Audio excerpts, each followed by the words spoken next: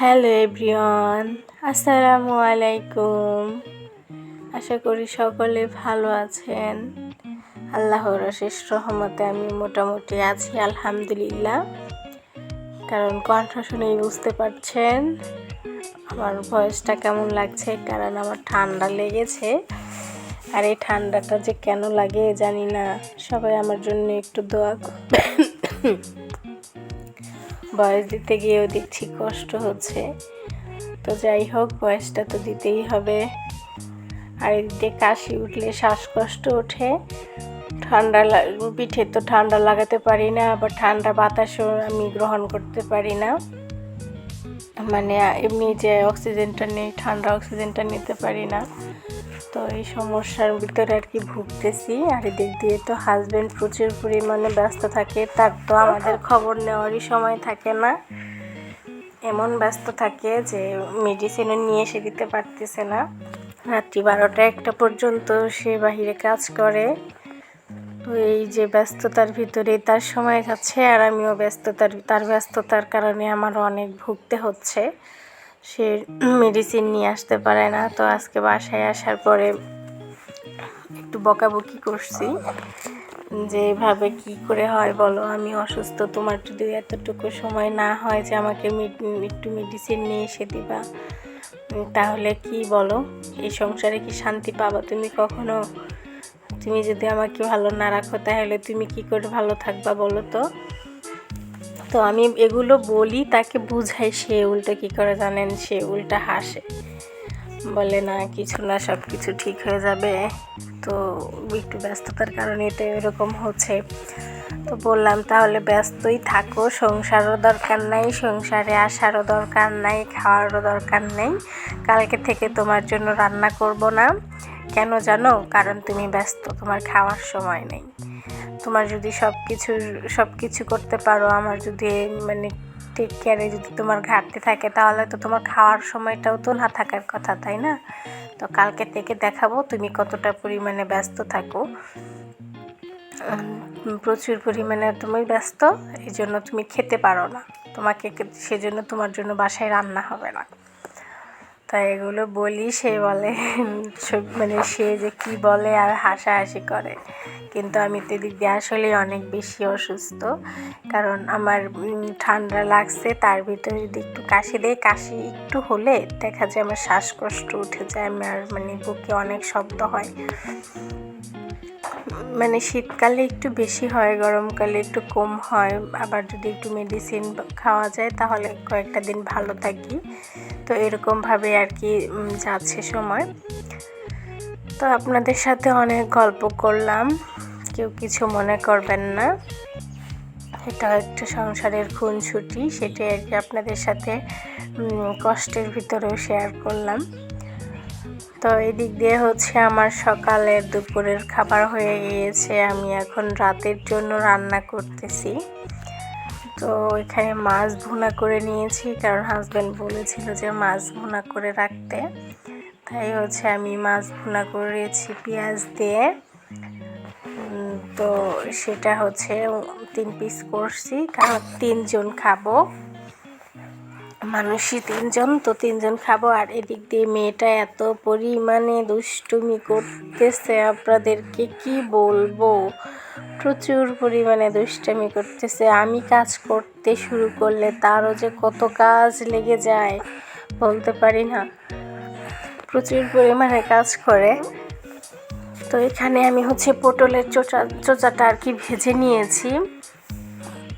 আমরা চোচাই বলি, আবার অনেকে সোলকানা কি বলে আমি বলতে পারি না, বাট আমরা হচ্ছে চোচা বলি। আর এদিক দিয়ে হচ্ছে সutki মাছ আমি হচ্ছে কড়া করে ভেজে নিয়েছি, সুন্দর করে পরিষ্কার করে ধুয়ে তারপরে হচ্ছে ভেজে নিয়েছি। আর এদিক দিয়ে রসুন ভেজে নিয়েছি মুচমুচে করে, আর হচ্ছে রসুন ভেজে নিয়েছি। এখন সব কিছু আর কি মাখিয়ে নেব। তো এটা হচ্ছে আমি র ভয়েসে দিয়েছিলাম, সেটা মানে আপনাদের তখন বলতেছিলাম, বাট হচ্ছে দেখলাম এখানে প্রচুর পরিমাণে আমার মেয়ের কথা আসতেছে, তাই হচ্ছে আমি ভাবলাম যে ওটা মিউট করে দিয়ে আমি আবার ভয়েস দিই। তাই এখন আবার ভয়েসে বলতেছি, না হয় আমি ওখানে সব কিছু আর কি বলে দিচ্ছিলাম। আর ওই র ভয়েসের ভিডিওগুলো আর কি একটু আপলোড করতে সহজ হয়, আবার এইভাবে এডিট করে তারপরে হচ্ছে ভয়েস দিতে গেলে দেখা যায় অনেক বেশি একটু কষ্ট হয়ে যায়। আর যার ঘরে বাচ্চা পোলাপান আছে তার ঘরে তো কোনো কথাই নেই, সময় মতো ভয়েস দেওয়া যায় না, ভয়েসের কারণে দেখা যায় ভিডিও আপলোডও করা হয় না। আবার যখন ঘুমায় যায় তখন অন্যান্য কাজ করতে হয়। তো এইভাবেই আর কি আমাদের ছোটোখাটো ক্রিয়েটরদের সমস্যা হয়, যাদের ঘরে বাচ্চা আছে তারা আমার কথা বুঝতে পারবেন। আর যাদের এই যে এখন ভয়েস দিতেছি এখনও মানে দুষ্টুমি করতেছে আমার সাথে, আমি কথা বলি ফোনে, ও মজা করতেছে আমার সাথে। তো বলেন কেমনটা লাগে। তো এই যে আমার আজকের হচ্ছে ডিনারে এগুলো আছে গরম গরম ভাতের সাথে। তো বলেন কেমন, কার কার ভর্তা পছন্দ? আমার কিন্তু ভর্তা অনেক বেশি পছন্দ। তো তাই হচ্ছে আমি সব কিছু আপনাদের সাথে শেয়ার করতেছিলাম। এখনও হচ্ছে ওটা মাখানো হয়নি, তো এখানে কি কি সেটাই আপনাদের কাছে তখন বলতেছিলাম। তো ওইভাবে ভিডিও করলে আমার কাছে সহজ মনে হয়, বাট আমার মেয়েটার জন্য আমি করতে পারি না। তো আমি হচ্ছে এখন এই পটলের চোচাটা ভর্তা করে নেব। এর ভিতরে পটলের ভিতরে দিয়ে একটা আলু দিলেও কিন্তু অনেক বেশি মজা হয় এবং হয় এটা কি একটু আঠালো টাইপের হয়। আবার দেখা যায় পটলটা যদি কাঁচা বেটে নেওয়া যায় সেটাও কিন্তু ভালোভাবে মানে ভর্তা করা যায়। যেহেতু আমি এখানে একটু হলুদ দিয়েছিলাম তাই একটু চোচার কালারটা একটু হলদেটে আসতেছিল, না হয় একদম সবুজ আসতো। আর হালকা সিদ্ধ করে নিলে বাটতে একটু সুবিধা হয়, আর কাঁচা বাটতে গেলে দেখা যায় পাটার সাথে লেগে যায়, তখন একটু বাটতে কষ্ট হয়, সেজন্য আমি একটু হালকা সিদ্ধ করে নিয়েছিলাম। আবার মাঝে মাঝে কি করি, তেলে ভেজেও হচ্ছে মানে একটু ভেজে নেই, ওটাও দেখা যায় বাটতে একটু কষ্ট হয়ে যায়। আর এদিক দিয়ে হচ্ছে আমি যে ভর্তাটা করে নিচ্ছি, সব কিছু মেখে এখন শুটকি ভর্তাটা করে নিলাম। সরি, এখনও শুটকি দেইনি, এই যে এখন হচ্ছে শুটকি দেবো। বাট এখান থেকে কিছুটা নিয়ে যে পটলের ইয়ের ভিতরে দিয়েছি, ওখানে কিন্তু আগে সব কিছু দেওয়া ছিল, বাট এখান থেকে একটু ক্রিসপি রসুন আর হচ্ছে পেঁয়াজ এটাই একটু দিলাম যাতে যেন খেতে একটু ভালো লাগে। আর এদিক দিয়ে একটু রেখে দিলাম যেন এমনি একটু খাওয়া যায়। সাথে হচ্ছে শুটকি দিয়ে মাখিয়ে নিচ্ছে। আমি কিন্তু এরকমই করি, যে কোনো ছোটো মাছ হলেও দেখা যায় আমার প্রত্যেকটা মানে মাছ আলাদা আলাদা কুটিয়ে কুটিয়ে আলাদা আলাদা করি। কেন যেন আমার এগুলো ভালো লাগে, যে মানে একটা জিনিসকে কয়েক রকম করতে না ভালো লাগে।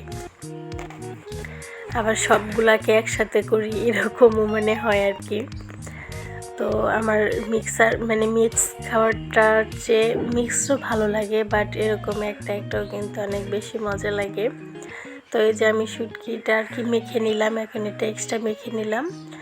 আর লবণ একটু কম হওয়ার কারণে এখানে একটু লবণ দিয়ে নিয়েছি, সাথে সেই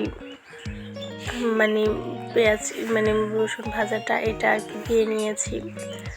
তো আমি মাখাতে এদিক দিয়ে আমার মেয়ে যে কি দুষ্টামি করতেছে আপনাদেরকে আমি একটু পরেই দেখাচ্ছি। আমার মাখানাটা শেষ হয়ে যাক, তারপরে আমি দেখাবো। তো এই যে এখন আমি আপনাদের সাথে শেয়ার করব যে আমার মেয়ে কি দুষ্টামি করছে আমি কাজ করার সময়। এই দেখেন কি করছে, দুষ্টামি একটু কমই করে, তারপরেও হঠাৎ করে পড়ে গেছে, ও এখানে ফেলে দিয়ে ভাগছে যে জানে যে এখন আম্মু দিবে পিটানি।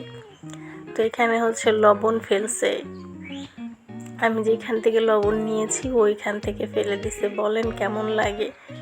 তো এই যে এইভাবেই হচ্ছে কাজ কাম সারাদিন করি, এইভাবেই সারাদিন কেটে যায়। তো ভিডিওটা কেমন লেগেছে অবশ্যই কিন্তু কমেন্ট করে জানাবেন। যদি ভিডিওটা ভালো লেগে থাকে অবশ্যই লাইক, কমেন্ট, শেয়ার এবং চ্যানেলটি সাবস্ক্রাইব করে পাশে থাকবেন এবং নিত্য নতুন ভিডিও দেখবেন, এবং আমার পাশে যারা থাকবেন ইনশাল্লাহ আমিও আপনাদের সকলের পাশে থাকব। তো সকলে ভালো থাকেন, সুস্থ থাকেন। আল্লাহ হাফেজ, আসসালামু আলাইকুম।